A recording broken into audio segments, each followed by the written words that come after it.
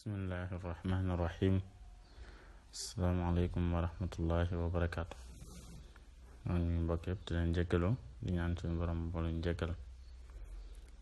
noo ngi leen di fàttaliwaat naafila yi Sëriñ Suhaybu Mbàkke laan ko digle ngir ñu du ko def ci guddi weeru koor.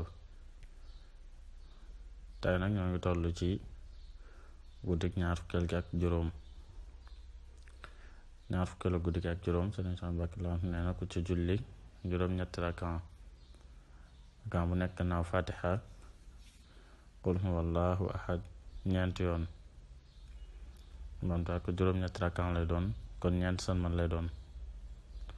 rakan bu nekk naaw fatiha qul huwallahu ahad ñeenti yoon na ko def balaa moo jóge fa mu ko doon jullee des na ko jéggal bàkkaaram yépp te yàlla du ko mbugal mukk.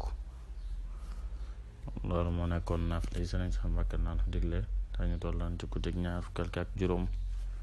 ñu ñaan yàlla mu dafa ñu jàppandal ba weer wi ñu war a ko ni mu ko bëggee tey wéeti na képp mu dafa ñu te fulal ñu ko ñu jéggal ñëpp. asalaamaaleykum.